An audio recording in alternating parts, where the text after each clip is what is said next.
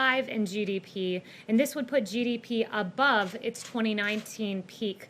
That's right, so pre-coronavirus numbers, should those predictions pan out. We are back and we will be booming. Finally, we are encouraged that we continue to gather positive data on a number of therapeutics. Heparin, dexamethasone, or steroids, as it's more commonly known, convalescent plasma, and remdesivir have all shown promise in treating coronavirus. Preliminary findings in a large UK-based recovery trial found that when steroids were used, there was a 30% reduction in death for coronavirus patients on ventilators. The FDA is reviewing this recovery trial data now. Additionally, on convalescent plasma, there is more encouraging news. In partnership with Mayo Clinic, the Trump administration moved very quickly on this therapy in its earliest days, recognizing that it showed promise. Though through the FDA, Mayo Clinic, and the administration's work in our hand-in-hand partnership, we've found that this treatment is very promising. This has shown that the administration has left no stone unturned in looking at every possible treatment at the very earliest stages. The lead investigator of this Mayo Clinic study, Dr. Michael Joyner, summed up his work in saying that convalescent plasma, quote, continues to look promising, end quote, noting the, quote, excellent news of this study, which covered a diverse population of patients. About 20% were African American, nearly 35% Hispanic, 5% Asian, and 40% women. Prior experience with respiratory viruses and some data that have emerged globally suggests that convalescent plasma has the potential to lessen the severity or shorten the length of the illness caused by COVID-19. The results from Mayo underscore that promise. As you can see, the Trump administration and the FDA led on identifying convalescent plasma as a therapeutic, and the results are encouraging. Finally, I wanted to share some words from President Trump. Juneteenth reminds us of both the unimaginable injustice of slavery and the incomparable joy that must have attended emancipation. It is both a remembrance of a blight on our history and a celebration of our nation's unsurpassed ability to triumph over darkness. That ability is rooted in the fundamental goodness of America and the truths upon which we as a nation declared an end to our status as the subjects of a monarch and emerged as a free and independent people. Those truths that all men are created equal by the hand of God, endowed by our Creator with the right to life, liberty, and the pursuit of happiness. And with that, I'll take questions. Mario. Thank you, Kayleigh. I'm wondering, given what we're seeing in markets and they're a little bit jittery given a rise in cases, any reason why the coronavirus task force hasn't been coming out to update us? Will they? And then also, have they been consulted on the rally for tomorrow? So the coronavirus task force meets regularly. They're constantly reviewing data. They're constantly working with governors to ensure that we have safe reopenings across the nation. As for coronavirus task force briefings, those happened in the very early days of COVID-19 and the pandemic. We were making major decisions on travel bans, major decisions on supplies and PPE and therapeutics. It was very important that those decisions be shared with the nation. Now we're in a more regular routine where when we see a spike or an ember, as the president calls them, we're able to quickly go and put it out, and we have that system in place. We don't have regular updates for you other than the updates I give you as news merits, and I'm regularly in consultation with Dr. Birx and the others. Yes, Steve. Kayleigh, two questions for you. First, on the president's tweet this morning regarding the Tulsa rally, when he said, what did he mean when he said any protesters wouldn't be treated like they were in New York, Seattle, and Minneapolis? Is the president indicating that the right to peaceably assemble should not apply to his rally?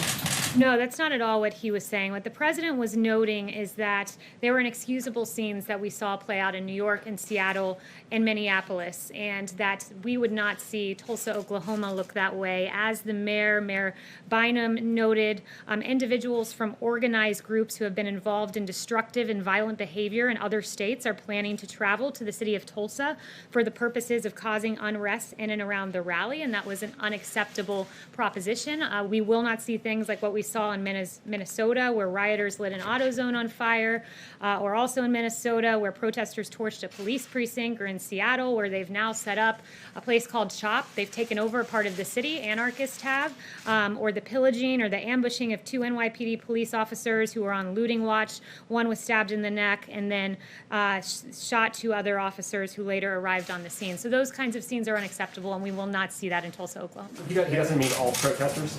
No, what he was meaning are violent protesters, anarchists, looters, the kind of lawlessness that we saw play out before President Trump came in with the National Guard and calmed our streets with law and order. And just a second question, sorry. On DACA, the president again tweeted this morning that he was going to move ahead with trying to end that program.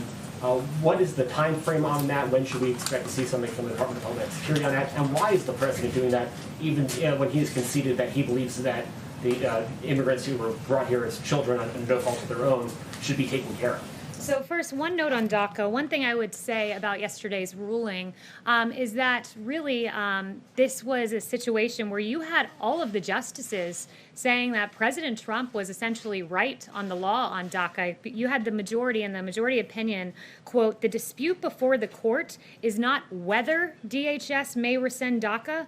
All parties agree that it may be rescinded. The dispute is instead primarily about the procedure the agency followed in doing so." So in other words, President Trump was right on the law here. It was unlawful the way President Obama went about this, but as for the way forward, I just was in and was speaking with the president and the chief of staff about this, and we're looking at documents currently, and we're going to move forward in a responsible way and cure some of the remedies and the unlawfulness that we see with the previous memo that brought DACA into place, but we want to find a compassionate way to do this. So that's the notes I have as to how we'll be moving forward. Kristen. Thank you, Kayleigh. Now that we're about 24 hours away from this rally tomorrow in Tulsa, you have the World Health Organization director saying that the world is in a new and dangerous phase in terms of COVID cases. You have cases rising in Oklahoma. You have the Tulsa mayor declaring a civil emergency. Given all of this together, are there any discussions, any reservations within the West Wing about going forward with this indoor rally tomorrow in a state where COVID cases are on the rise? Well, first, let me note about the civil emergency. Bynum declared a civil emergency after law enforcement informed the mayor about the individuals from the organized groups that I just noted who are intent on engaging in destruction. But with regard to Oklahoma, I would refer you to Governor Stitt's comments. He said yesterday we went to phase 3 on June 1st, so we're 56 days into our reopening plan, and currently we have under 200 people in the hospital across Oklahoma, and he welcomed the president and his supporters for coming.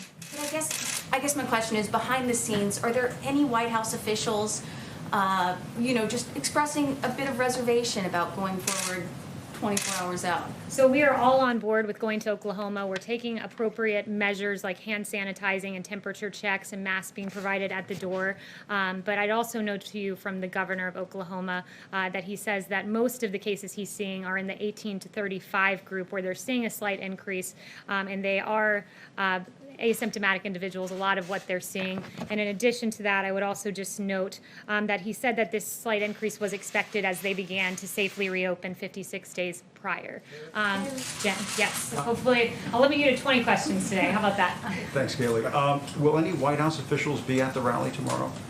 There will be several White House officials at the rally tomorrow. Will those officials, or will you be there, for example? I will be there. Will you and other White House officials be wearing masks at the rally? It's a personal choice. I won't be wearing a mask. I can't speak for my colleagues. And why won't you wear a mask? Is it sort of a personal political statement? Is it because the president would be disappointed in you if you don't wear a mask? It's a personal decision. I'm tested regularly. I feel that it's safe for me not to be wearing a mask, and I'm in compliance with CDC guidelines, which are recommended but not required. And if I can ask you about last night, the president tweeted out some fake videos, one of which was labeled manipulated media by Twitter.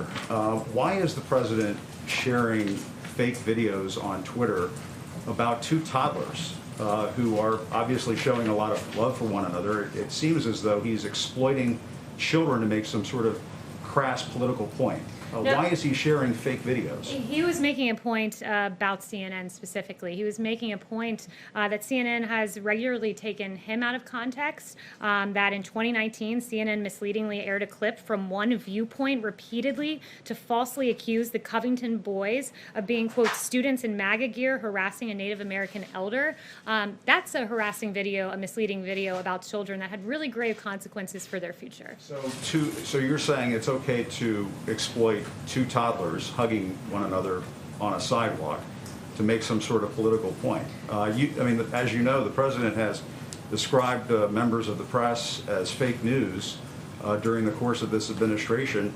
When you share fake videos like that, doesn't that make you fake news? I think the president was making a satirical point that was quite funny if you go and actually watch the video. I think he was making a satire. The point is it was a play on CNN repeatedly taking the president out of context. Like the time when you guys had a chyron that read, "Trump slammed some illegal immigrants, they're animals." Well, guess what? The people he called animals were MS-13 illegal immigrants who regularly mutilate people in this country. Those things are entirely misleading. You don't mind pointing out the president has referred to some Mexican immigrants as rapists. He has tried to pass a Muslim ban in this country.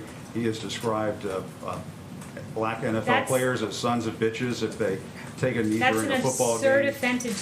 That's an absurd attempt to justify the misleading headlines that are regularly on your network. Like I was just walking in, watching CNN as they lauded the quote rallies in the streets. Are you saying that the president gotta let me stokes finish, this Jim. sort This of- isn't a cable news segment. I'm answering your question right now from the White House podium. You're answering the When I question by walk trying out to of turn here, around and throw it in when I CNN. You're when I not walk answering out here, the Jim, gist of the question, when I walk which out is, here, Jim, and I see why on is the your president when I putting see out on fake your news? network celebratory headlines about the rallies and the protests outside, and you actually said protests and rallies. So in light of a protest, if these gatherings happen in light of a protest or a rally, as you say, that rally is to be condoned, but not the president's rally. I mean, it's appalling. You have one person on your network saying that this is a celebration in the streets, a carnival-like atmosphere. There's a guy with a sign that says free hugs. It's beautiful what's happening in the streets. There is music. People are hugging. You celebrate hugging in the context of a protest, but in a Trump rally where we celebrate historic low African-American unemployment, criminal justice reform, HBCUs, that rally's not allowed because guess what, Jim? It doesn't fit the ideological agenda of CNN. Peter Alexander. Let me ask if I can, Kayleigh, why does the president keep hiring people who are dumb as a rock, overrated, way over their heads, wacko, and incompetent? So the president makes hiring decisions based on the fact that he likes to have countervailing viewpoints. I spoke to him this morning about the hiring of John Bolton in particular, and he said, I like to counterbalance my own opinion with individuals that oftentimes have the very opposite opinion of my own. He likes the model of having a team of rivals, like what we saw in President Lincoln's administration.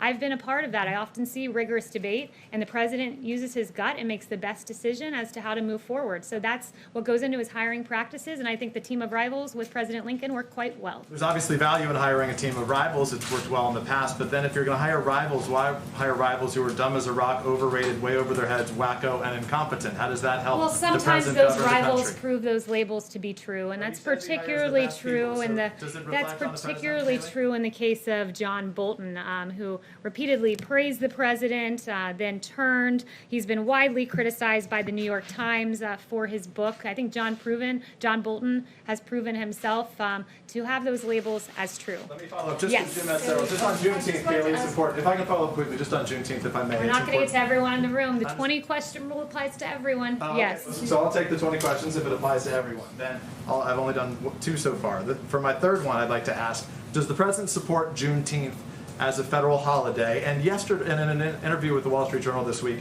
the president was speaking about Juneteenth, and he said that nobody had ever heard of Juneteenth. What does that say about the president's relationship to the black community if he would say that when millions of African Americans in this country commemorate it each year? Well, look, what I would say is this president's routinely commemorated Juneteenth. The president, what he said is... He said he learned about it this week. No, he did not say that. As Secretary Carson emphasized, I talked to the president about the Juneteenth event. I was pleasantly surprised about how much he knew about it, the whole history of it. He did not just learn about Juneteenth this week. That's simply not true. And as to Juneteenth, there were a lot of people who didn't know what Juneteenth was, and Google searches prove that. And you can see, I looked at the chart on Google searches on Juneteenth, and this year they went like this, and that's thanks to President Trump. Yes. I wanted to ask if the White House is planning to issue an executive order in the coming days to suspend visas for foreign workers, and any detail you can provide in terms of what types of visas, for how long that would last, etc. So I have no announcements on that front today. I'm aware of the reporting, but no announcements. Okay, could I follow up quickly and ask if the president plans to take any health precautions at the rally tomorrow? We are administering hand sanitizer, masks to those who are in attendance should they decide to wear them, and we are taking temperature checks. Daniel. Hi, Kayleigh. Arizona's seen surging coronavirus cases, as well as Texas and Florida. Does the president think that they should all keep doing what they're doing, or is he concerned about, this rise in cases and how to stop that? This is a state-led reopening with the assistance of the federal government and our medical experts, so we're regularly consulting with each state. It's their decision as to whether they remain their reopening processes, but we're very confident that they will be able to get it under control. We've had CDC deploy teams to 4 states, and when we see these spikes in cases, a lot of times, and we're able to isolate them and stop the spread further. So with the help of the federal government, these states should be able to safely continue reopening, though it is their decision whether to do so. What does the president think of his niece, Mary Trump's new book that's coming out? Yeah, so on the Mary Trump book, what I would say is this. I haven't seen the book. The president hasn't seen the book, so I'm not going to sit here and speculate about what it may say or what it may not say. David. Yeah, given all the hoo-ha over Tulsa, isn't the president taking a big risk this weekend? Because if things go south on Saturday, isn't that going to make it harder for him to schedule rallies in the future? Look, I think that we are confident that we can operate safely in Tulsa. As I noted at the beginning of this, Governor Stitt said under 200 people are in hospitals across Oklahoma. Most of those, a lot of those, between the ages of 18 and 35. So we're confident that we can do this safely, and we're very much looking forward to going to Oklahoma. Why haven't y'all scheduled more rallies? Are y'all waiting to see how things turn out on Saturday? That would be a question for the campaign. Yes. Yes, thank you, Kayleigh. 2 quick questions. In an interview on NPR on Tuesday, Dr. Fauci said he hasn't spoken to the president in, quote, 2 weeks. Why have they gone so long without talking, and is this still a priority for the president, the virus? Absolutely, it's still a priority. It's why the task force meets regularly. The president is given that information. The vice president has been leading on the task force, and the president ultimately makes the decisions and is constantly kept up to date with the latest numbers. And then the second question, obviously, the president is very against violent protest. He's spoken out specifically against anti-fascists who've been responsible for some of this violence. But in terms of his personal ideology, is the president an anti-fascist? The president is absolutely anti-fascist. What he's against also is lawlessness. He's against anarchy. He's against what we've seen in our streets. He's against the fact that you have in a city block in Seattle, multiple city blocks taken over by anarchists. It's amazing. You have the Seattle Police Chief Carmen Best saying, quote, our 911 response times have tripled in the area. They've gone from just over 5 minutes to about 18 minutes. There have been rapes, robberies, and all sorts of violent acts that have been occurring. He's against fascism. He's against anarchism. And he is for rule of law and the American way. Christian. Thanks, Kayleigh. The EU nations are starting to ease their travel restrictions between their own borders. Is the president planning on rolling back the EU travel restrictions? He said back in May that he'll probably ease them out sometime in the future. The president knows that the travel restrictions were a very important component to saving lives. Almost 3 million could have perished, and those travel restrictions were instrumental in taking early action and saving American lives. He monitors the data constantly. No plans now as to lifting those, but it's ultimately the decision of the president. He's guided by data and the safety and health of the American people. And then yes. on China, they just announced that during the negotiations with Secretary Pompeo, they're going to accelerate their ag buys. They weren't meeting the phase 1 ag buys. Does this mean anything for a potential phase 2 deal? Obviously, this stalled the coronavirus, but I have no announcements on that front. I haven't spoken to the president on that specific matter. Yes. Back to DACA, if you would, please. After the Supreme Court decision the other day, the U.S. Conference of Catholic Bishops issued a statement. I'll just read it briefly. Next, we urge the President and President Trump to strongly reconsider terminating DACA. Immigrant communities are really hurting now amidst COVID-19, and moving forward with this action needlessly places many families into further anxiety and chaos. Will the President consider the bishop's appeal of this? Well, the president said to me, I'm going to take care of DACA far better than the Democrats ever did. Democrats had 2.5 years to make a deal on DACA. They didn't do it. He wants to take care of these individuals, but it needs to be done in a lawful way, and it needs to be done in accordance with assuring that our border is safe, that it's protected, that we have an end to lawless immigration and MS-13 and the havoc that we've seen wreaked in this country. So he's for a measured response, and he's offered deals to Democrats previously that have been rejected. So Democrats really seem to be using the DACA recipients as pawns, and that is despicable. Emily. Thank you, Kayleigh. Given that the campaign had attendees at the rally on Saturday sign a waiver to indemnify the campaign if they should get sick with the coronavirus, would the president consider starting or contributing to a fund for the sick or the bereaved if we see a spike in cases come out of the rally Saturday night? I think that's a hypothetical, and that's a speculative question. Yes. Thank you, Kayleigh. Looking towards the election, we know that the Biden campaign is pushing back on adding any additional debates to the schedule. How many debates would the president be willing to participate in? Yeah, so the president talked about this yesterday. The president is happy to debate when given the opportunity. Right now there are 3 debates, and he's happy with that, but certainly if others were proposed, he'd be willing to look at them. And he very much looks forward to those debates. One thing I would note, and I think it's just very important, especially as we go into the weekend and we begin to look at some of the news coverage out there, is that I would encourage all of you to cover the protest in the same way that you covered the rally goers. It's really quite something when you look at this extraordinary video by Media Research Center and Newsbusters, where you have multiple hosts on MSNBC, CNN, and CBS boasting about the, quote, massive crowd. I mean massive. Tens of thousands of people, thousands and thousands, up to 200,000 people, they exuberantly exclaim. But then they have grave concerns about the size of the Trump rallies. You have MSNBC contributors saying social justice over social distancing. But when the president looks to celebrate the accomplishments for minority and communities in this country, our rallies are derided as breeding grounds for coronavirus, while Lawrence O'Donnell celebrates arm-in-arm protests. So I really think that we should have internal consistency here in the way we cover large crowds. We should be guided by science, not cherry-picking science, as I see all too often on the airwaves, especially from CNN. Stay safe. Happy Father's Day to all. Thank you. And healthy.